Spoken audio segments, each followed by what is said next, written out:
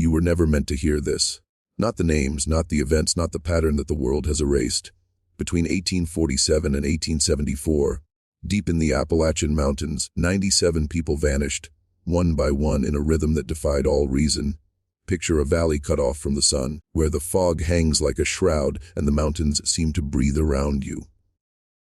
Every disappearance happened on the night of a new moon, every single time leaving behind a single leather shoe, stuffed with mountain clay and pine needles, placed with ritualistic precision in the exact center of the missing person's bed. Warm to the touch, as if it had been pulled from some living earth, comment the phrase, "I see the hidden," twice below, to seal your place among those who awaken. Subscribe, and tell me where in the world you're watching from. Because history's shadows reach everywhere. When federal investigators finally reached Hollow Ridge in the winter of 1874, they found a settlement that should not have existed. 312 residents living in apparent prosperity, children dressed in Boston finery, tables laden with imported delicacies, and ledgers that defied all logic, showing impossible wealth. Every resident asked about the missing simply said in unison, "The mountain keeps its own accounts." That phrase would echo through history like a warning whispered across centuries. Beneath the settlement lay a copper mine older than anyone could trace, sealed and redacted for over a century, accessible only through presidential authorization. Hollow Ridge was founded by 43 families fleeing economic collapse, led by Josiah Henley, a man said to hear copper sing beneath the rock. His wife had died years before, leaving him 3 sons, and it was for them that he sought fortune and safety in a valley that even local Cherokee called forbidden. Legends spoke of a place where the earth blood, where animals would not den, where strange lights moved beneath the ground. Henley ignored the warnings. He saw opportunity, massive copper deposits, veins purer than anything known, stretching impossibly deep. These families brought unmatched skills: miners, engineers, chemists, and craftsmen, handpicked to survive and thrive. They created a settlement that appeared ordinary, but was built on secrets, rituals, and a covenant with forces older than recorded time. Every structure, every tool, every schedule of labor was deliberate, designed to sustain both wealth and silence. And that silence would soon be broken, not by accident, but by something far darker, something the valley demanded. The first disappearance was not chaotic, it was precise. Margaret Dietrich, 19, vanished on the night of the spring equinox in 1847. Her bed was empty, sheets untouched, a window open despite the cold, and her left shoe filled with damp clay and pine needles placed in the center of her pillow. The clay was more than dirt, it seemed alive, holding the shape of her foot down to the smallest detail. Families scarred the forest, the mines, the river beds, calling her name into the fog, bringing dogs and tools, yet finding nothing. Henley led the search parties himself. He climbed treacherous mountain paths where a single misstep meant certain death. The forest seemed to resist the search. Dogs refused to track her scent, whining and cowering, as if sensing something older and more intelligent than themselves. And then, near a granite boulder carved with symbols older than the Cherokee, they discovered 17 dead ravens arranged in a perfect circle. Their bodies were warm, each neck twisted at identical angles, wings spread in the same rigid pattern. At the center, a handprint pressed into the frozen earth. Margaret's hand, sunk unnaturally deep. The valley itself seemed to mark the boundaries of her disappearance. By June, the second disappearance followed the same precise schedule. A man, William McCready, vanished from the mine entrance. A single shoe appeared where he had been, warm clay inside, rifle untouched, pipe still smoking. Footprints started inside the mine, 30 feet from the entrance, as if he had materialized. The villagers whispered, afraid even to voice the logic that came to their minds. The mountain was alive, it chose whom to take, and no one could resist. The third victim was a child, Timothy Cranston, vanished while playing in the sun. His shoe appeared in the locked church, clay inside containing crystallized fragments of something the townsfolk could not name. Perhaps blood, perhaps something older. Barricades were raised.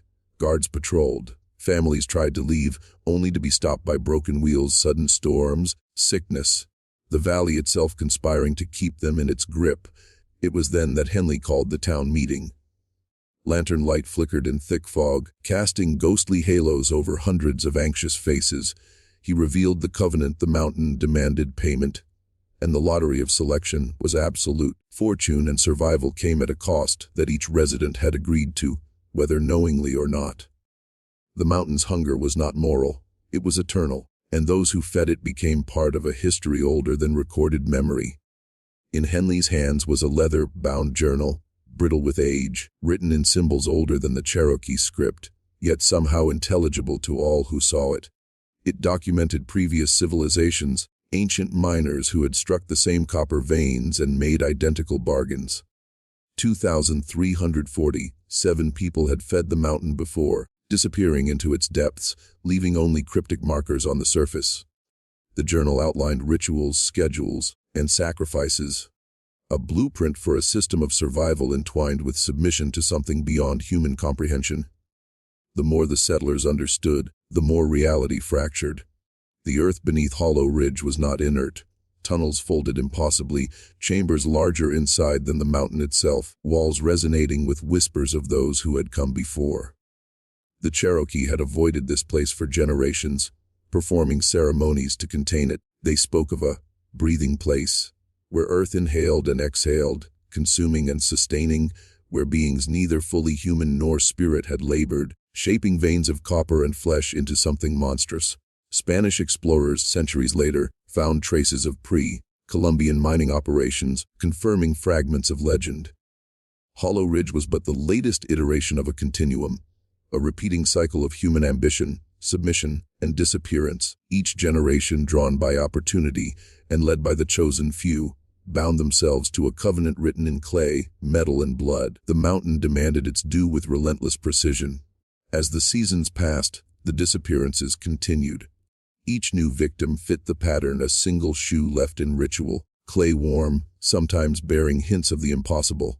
Crystallized blood, metallic residue, footprints starting where no human could step. Fear and fascination intertwined, controlling behavior with invisible hands. Families whispered in corners, minds straining to reconcile the normal with the impossible. Some tried to escape, yet found themselves trapped by circumstance, by design, by forces unseen. At the center of all this was Henley, a man who understood the balance between knowledge and fear. He spoke of wealth, survival, and obligation as if teaching a lesson in mathematics and morality simultaneously. Those who listened were captivated, horrified, and obedient. By the end of the first year, the settlement functioned like a clockwork organism, each disappearance a gear in a machine older than America itself. By the second year, Hollow Ridge had grown into something simultaneously thriving and unnatural. The families prospered with wealth that should have been impossible, yet no outsider could explain the source. Their lives were governed by routines, precise and unyielding midnight labor in mines no one could see, meals prepared with ritualistic timing, and children schooled not only in letters but in unspoken codes of silence. Outsiders described the town as prosperous but eerie, as if time itself moved differently inside the valley walls. Comment the phrase, "I see the hidden," twice below, to seal your place among those who awaken. Investigators, when they arrived decades later, would describe Hollow Ridge as a community functioning under extraordinary, almost unnatural order. But those who lived there understood differently. There was a rhythm, a cadence dictated not by law or reason, but by something older, something that had claimed every generation before them. Each disappearance reinforced compliance, each ritualized event cemented loyalty. Even the children began to recognize the pattern, learning without words that the mountain demanded a toll, that the ledger of the earth was precise and unyielding. Every family kept secrets, yet all were bound by the same invisible chain. Henley, now older but still magnetic, presided over ceremonies that were never recorded. Residents swore oaths in whispered tones, crafting talismans from clay, pine, and copper fragments. These objects were more than symbols, they were the key to maintaining the delicate balance between survival and annihilation. Any deviation, any question, was punished: subtly illness, accidents, sudden storms, as if the valley itself corrected disobedience. The mountain, or whatever force resided within its depths, seemed to respond to attention, greed, and fear. Miners reported hearing faint hammering, rhythmic and echoing through tunnels that twisted impossibly. Shadows appeared where there should have been light, and on moonless nights, residents sometimes heard a chorus, voices not human singing or chanting, vibrating through stone and soil. Those who spoke of it were hushed, shunned by neighbors, or claimed to have dreamed it. But the dreams were real, the dreams were warnings. This was a society built on the brink of comprehension, logic bent under the weight of ritual, faith mixed with terror, and ambition danced with the supernatural. Wealth, prosperity, and safety were illusions sustained only by adherence to the unseen ledger. In this world, you learned quickly ask questions, and the valley would answer. But not in words you could understand. Instead, it marked its judgment through disappearances, through clay-filled shoes, through the subtle disintegration of normalcy. Hollow Ridge had become a theater of control, where psychology and ritual intertwined. No outsider could enter without being reshaped. No insider could leave without paying the toll. And all the while, the mountain watched, patient and inexorable, waiting for the next soul to be claimed, for the ledger to grow, for the cycle to continue, unchanged for centuries. By 1849, the pattern of disappearances had become so regular that the community spoke of them with a chilling calm, as one might discuss the change of seasons. Yet beneath that calm lay fear so thick it could be cut with a knife. The selection was always random to outsiders, but insiders knew it was anything but. The mountain claimed those who were ready, those who had unwittingly failed in subtle ways, those whose souls were needed to maintain the covenant. Each loss reinforced obedience, cementing the authority of Henley and the unseen force they served. The children growing up in Hollow Ridge were never left unsupervised. Every playtime, every school lesson, every step along a forest path was monitored. Parents instilled both reverence and terror, teaching through indirect methods, stories of the mountain's hunger, of previous civilizations that had vanished, of warnings carved into stone before humanity had even begun to map the world. By adolescence, every child understood the rules, without being explicitly told obey, participate, and survive. Yet even in this meticulously controlled environment, fractures appeared. A few residents questioned the purpose of the disappearances, daring to whisper to one another that perhaps the covenant could be broken, that the mountain might be tricked, that humans might cheat a system older than time itself. These whispers never lasted. Accidents, sudden illness, or the inexplicable disappearance of a neighbor ensured silence. No evidence of rebellion survived the valley's attention. Henley remained the mediator, the interpreter of the ancient ledger, the man capable of translating the incomprehensible into directives that the community could follow. His presence was magnetic and terrifying. He guided the rituals with precision, ensuring that each act, each sacrifice, was performed correctly. Missteps were corrected quietly but firmly, maintaining the illusion that compliance was freedom, that the mountain's demands were fair, that resistance was impossible. By this point, the disappearances were so frequent, so integrated into daily life, that new arrivals, merchants, visiting scientists, tradesmen, were quickly assimilated into the rhythm. They witnessed strange phenomena, miners appearing from tunnels that led nowhere, shadows moving independently of their sources, sudden cold pockets, whispered voices in empty rooms. Few stayed long, and fewer spoke upon leaving. Those who did often disappeared themselves, their accounts lost or dismissed as myth. The valley's grip extended beyond mere geography. It was psychological, social, and ritualistic. Wealth, health, and status were directly tied to obedience. Those who faltered learned quickly, often too late, that the mountain did not reward error. And still, the ledger grew, filling invisibly with the names of those claimed, a record older than law, untouched by human authority, inscrutable and absolute. By the summer of 1850, Hollow Ridge's miners had begun noticing something far stranger than disappearances. The tunnels beneath the settlement appeared to shift, walls realigned overnight. Passages that were straight yesterday twisted and looped back upon themselves today. Miners reported sounds, hammering, scraping, chants, emanating from directions that should have been impossible. And in those tunnels, the earth seemed almost sentient, responding to human presence, correcting mistakes, punishing carelessness. Families began to record peculiar phenomena in journals, secretly, Windows would frost from the inside in unusual patterns. Clay in shoes would occasionally harden into shapes resembling fingers, feet, sometimes faces. These were dismissed publicly as anomalies, yet in private, residents whispered about signs, warnings, and messages from the mountain itself. Some even claimed to hear voices instructing them during night work, instructing them to prepare, obey, or be taken. The psychological control exerted by Hollow Ridge was now complete. Residents lived under constant awareness that every thought, every action, could influence survival. The disappearances were both punishment and guidance, reinforcing conformity, fear, and awe. People adapted, internalizing the ritual so deeply that compliance became instinct, a second nature stronger than blood or kinship. Visitors occasionally glimpsed the strange abundance in Hollow Ridge, refined copper of extraordinary purity, wealth that seemed miraculous, crops flourishing against all odds, children healthy and educated beyond their years. But outsiders could not see the machinery beneath. The missing, the rituals, the psychological manipulation, the mountain's ledger, ever growing, remained invisible, incomprehensible, and inexorable. By the autumn of that year, the cycle of disappearances had claimed over a dozen residents. Each loss was accompanied by the same unsettling signature, a single left shoe, filled with warm clay, meticulously placed, sometimes containing traces of what looked like crystallized blood or metal. The community accepted these events without public alarm, though privately, fear and speculation festered. The pattern was no longer shocking, it was a law older than the settlement, older than the mountains themselves. Hollow Ridge was now a crucible of human ambition and submission.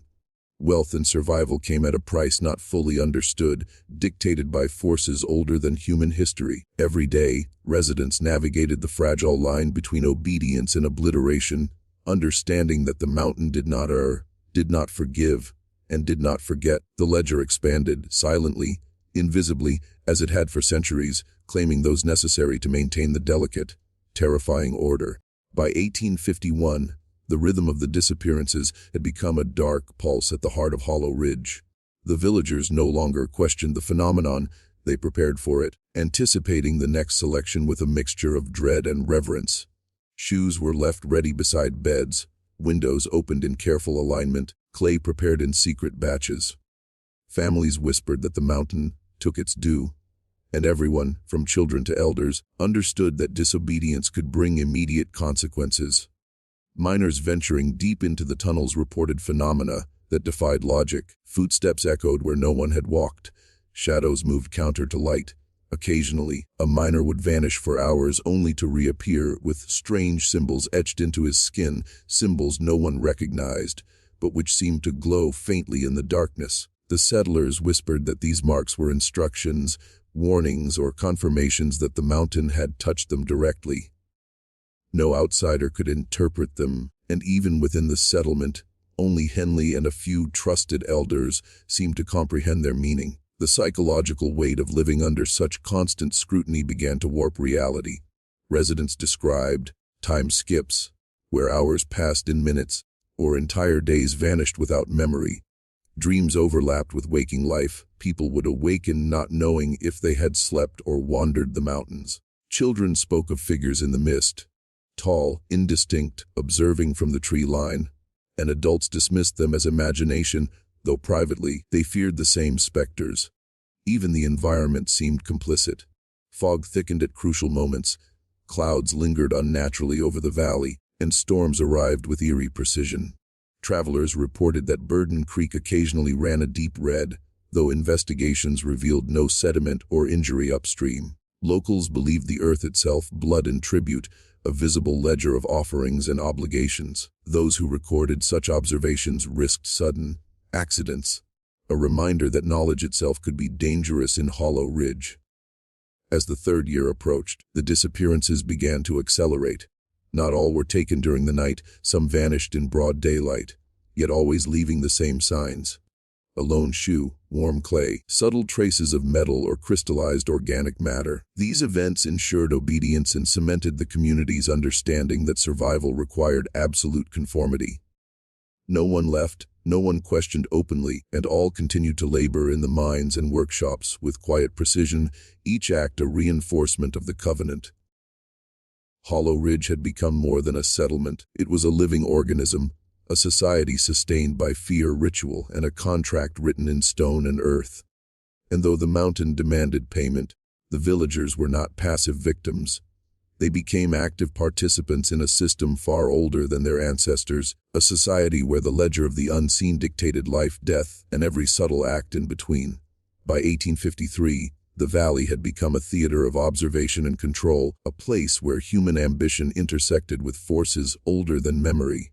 The disappearances continued with mathematical precision, each loss reinforcing the system. Families began to internalize rituals, conducting them automatically, like instinctual gestures, unaware that the mountain observed not only their actions but their intentions. Comment the phrase, "I see the hidden," twice below, to seal your place among those who awaken.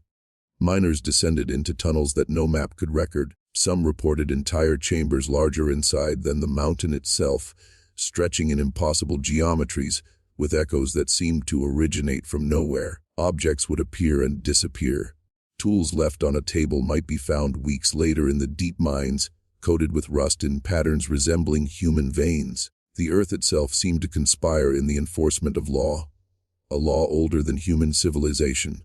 By this point, the covenant had evolved beyond fear. It was a psychological architecture that shaped the residents' very perceptions. Children internalized it before adolescence. Adults, over years of exposure, no longer needed guidance. They anticipated the mountain's requirements, performed rituals without thought, and accepted disappearances as natural cycles, like seasons. The community's very identity was bound to the ledger of the earth, the invisible accounting of sacrifice and compliance. Occasionally, outsiders glimpsed Hollow Ridge and described an uncanny order: houses aligned with compass precision, crops flourishing despite poor soil, wealth beyond reason. They failed to perceive the underlying terror, that this prosperity was purchased with compliance, sacrifice, and submission to a force older than any government, religion, or law. Resistance was a concept that had been eroded over decades. Even thought itself became a measured tool, calibrated to survive. Reports surfaced centuries later of visitors who observed phenomena impossible to explain: the sudden vanishing of individuals, shadows moving independently of their sources, whispers emerging from empty corridors. Those who tried to investigate often disappeared themselves. The ledger grew invisibly, an eternal record of the mountain's consumption, untouchable by human hands. Hollow Ridge had become a crucible for human psychology under absolute, ancient influence. The mountain dictated behavior, enforced obedience, and rewarded compliance. Wealth and survival were inseparable from ritualized sacrifice. Every person, every family, every generation participated knowingly or unknowingly in a cycle that had endured for centuries, hidden from the world, yet unfolding with relentless precision in the valley that refused the sun and swallowed the unprepared.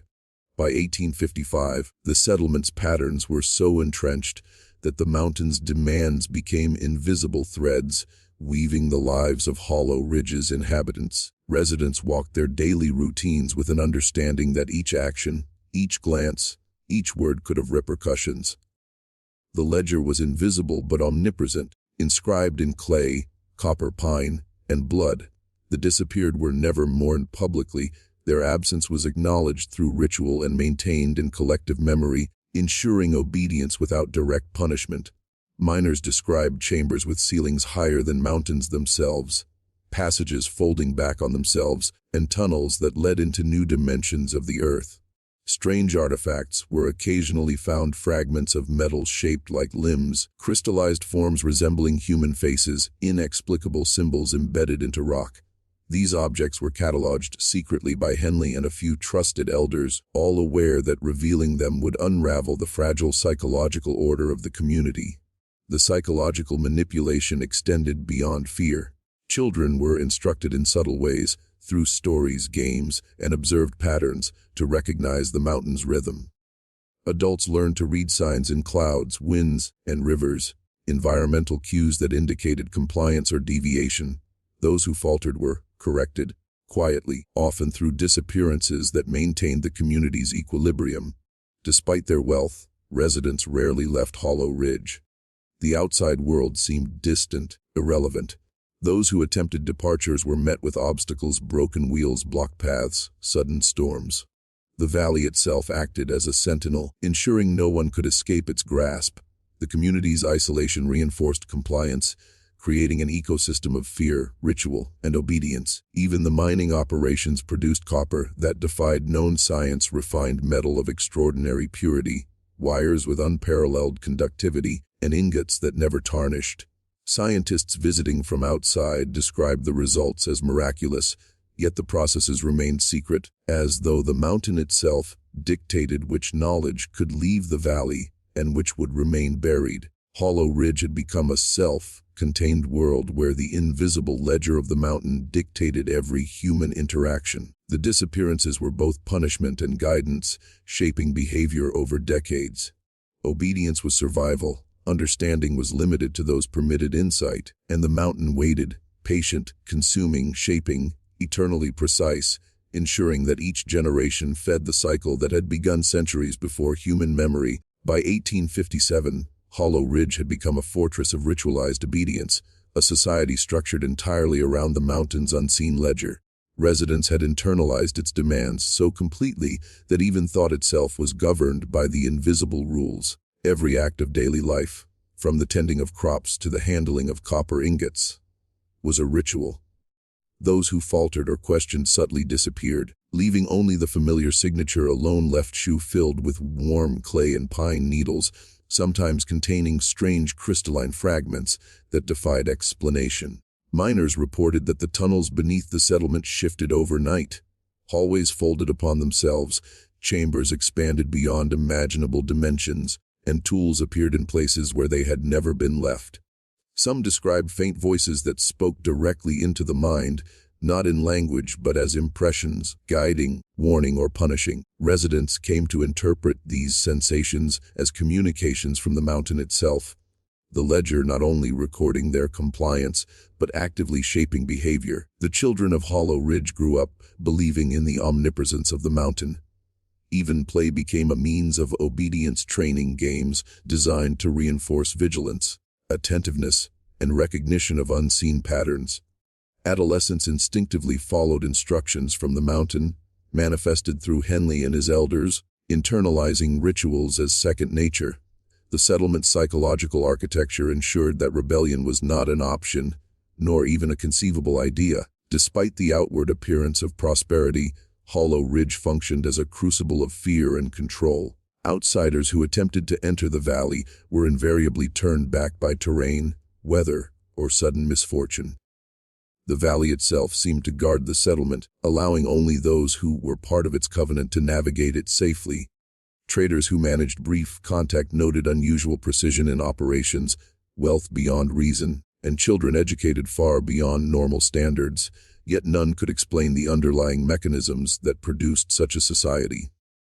Even the natural world appeared complicit. Burden Creek would occasionally run a deep red for days, the mist would linger unnaturally, and wildlife behaved with unusual deference or avoidance. Residents whispered that these were signs of the mountain's satisfaction or displeasure. Visible indicators of the ledger's invisible accounting. Those who studied these signs with curiosity risked misfortune, learning quickly that knowledge itself could be dangerous. Hollow Ridge had become a living organism, sustained by the meticulous balance of fear, ritual, and obedience. The mountain's demands were eternal, inscrutable, and absolute. Wealth, safety, and survival were inseparable from participation in the covenant. Each generation fed the ledger, unaware of its true breadth, yet intimately aware of its consequences. By 1859, the rituals governing Hollow Ridge had grown more elaborate, more precise, and more psychologically binding. Miners performed ceremonies at specific hours, using tools and metals arranged according to rules older than recorded history. Children repeated gestures learned from observation, unconsciously aligning themselves with the mountain's rhythms. Even trivial acts, sweeping floors, fetching water, lighting lamps, were performed as symbolic gestures, reinforcing compliance and demonstrating loyalty. Residents had begun recording these observations secretly, documenting the ways the mountain influenced perception, behavior, and even thought. They noted time distortions, hours disappearing in moments, days feeling like minutes. Shadows seemed to move independently, yet their movements corresponded to unseen commands. Sounds echoed from directions that did not exist, often carrying the faint impression of voices or chants. Those who documented these events risked disappearances themselves, a reminder that knowledge was a dangerous currency in Hollow Ridge. The disappearances continued unabated, their frequency seemingly increasing. Each act reinforced the community's obedience, reminding everyone that deviation, curiosity, or defiance was met with punishment. Shoes left on beds, filled with clay, sometimes contained metallic fragments or crystallized organic matter. Families came to accept these incidents not with terror, but with ritualized calm. They were the mountain's way of maintaining equilibrium, a cycle older than the settlement itself. Henley, now aged yet unwaveringly commanding, remained the mediator between the mountain and the people. He interpreted signs, directed ceremonies, and ensured that the covenant was upheld. His authority was absolute, derived not from fear alone, but from centuries of precedent, transmitted through the invisible ledger. The mountain itself seemed to act through him, using his presence to reinforce obedience, shape perception, and sustain the settlement's delicate ecosystem of compliance. Outsiders visiting Hollow Ridge were struck by anomalies, wealth that defied explanation, crops thriving in poor soil, children with knowledge beyond their years. Yet they could not see the psychological machinery beneath, the rituals, the disappearances, the ledger shaping every action. Those who tried to probe further vanished or returned silent, as if the mountain itself had erased their inquiry. By now, Hollow Ridge functioned as a self-contained world, its survival dependent on an intricate balance of fear, ritual, and obedience. The mountain's demands, inscrutable yet precise, dictated behavior, maintained social cohesion, and ensured that generations grew into their roles without question. Every action, every gesture, every life was accounted for, invisibly, inexorably in the ledger that had begun long before human memory. By 1861, Hollow Ridge had become a society beyond comprehension to outsiders, a community sustained entirely by ritualized obedience and ancient, invisible accounting. The disappearances had become a natural rhythm, like the turning of seasons or the rising of the sun.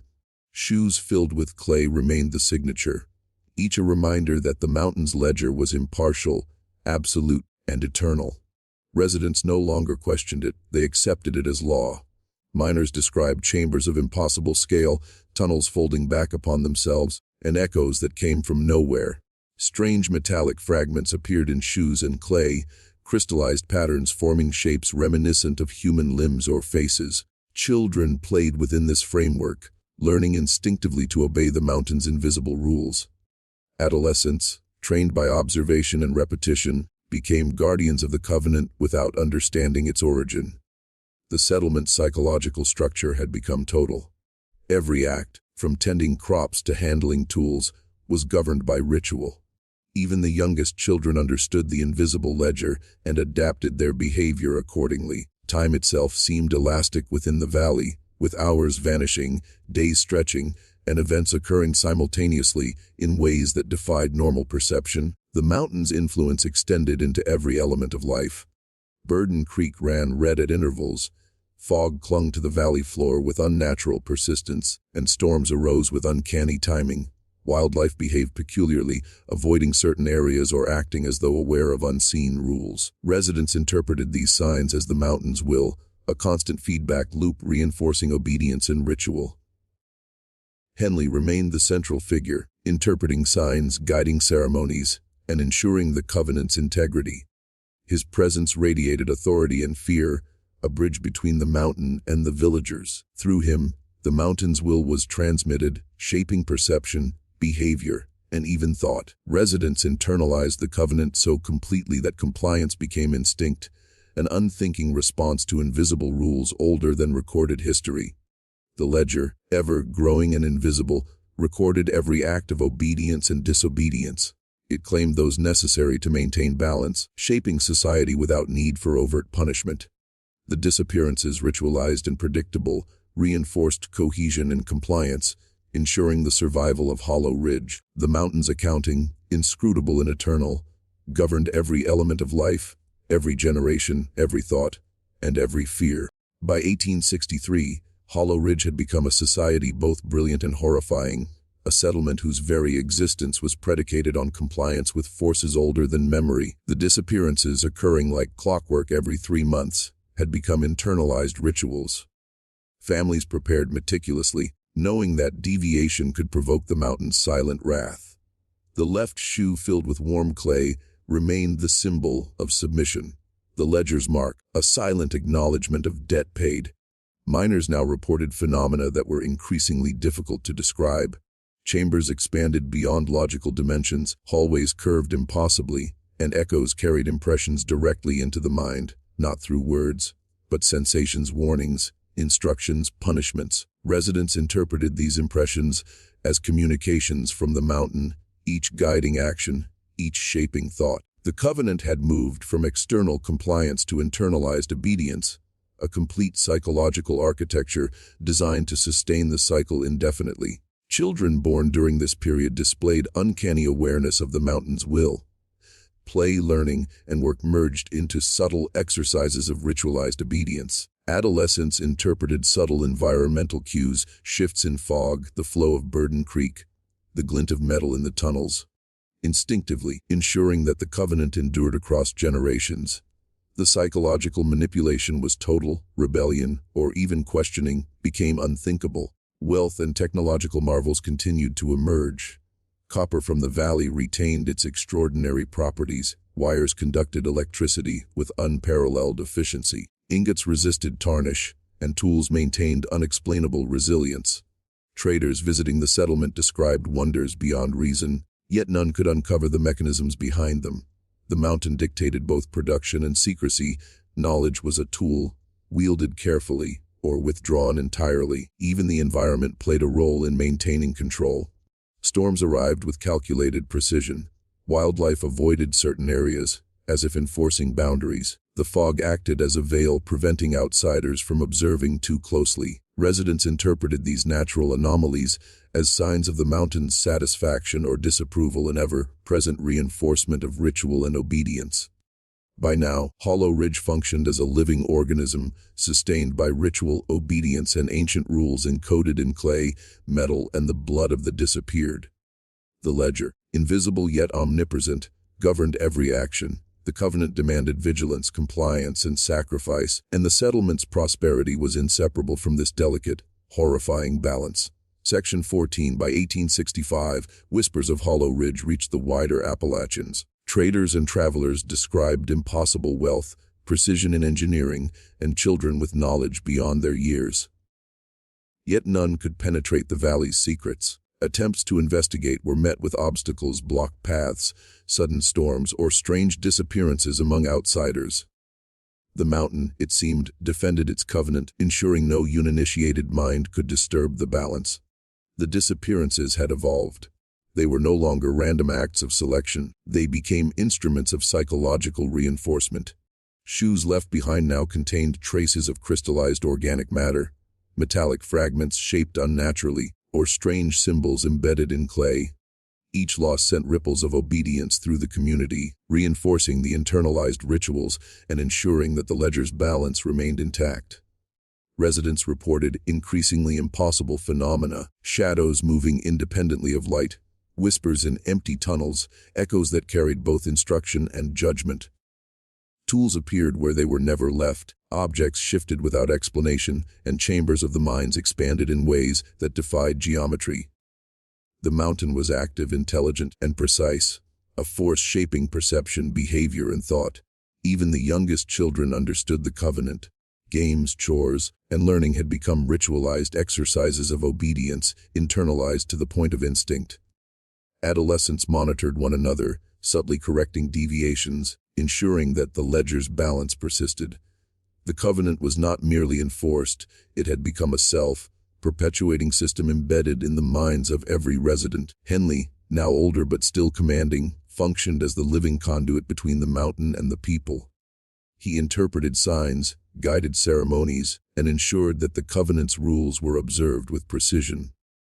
His authority was absolute, yet it derived not from fear alone, but from centuries of precedent encoded in the ledger and the valley itself. The mountain's influence extended beyond the visible. Burden Creek ran red on occasion, fog lingered unnaturally, and wildlife behaved with unusual awareness. These were signs of the ledger's balance, visible confirmations that the covenant was intact. Every generation fed the mountain, understood its will, and maintained its order. Hollow Ridge had become a world unto itself, a living testament to obedience, sacrifice, and fear beyond human comprehension. By 1867, Hollow Ridge's covenant had become a force of myth within the valley, a system older than human memory and older than recorded history.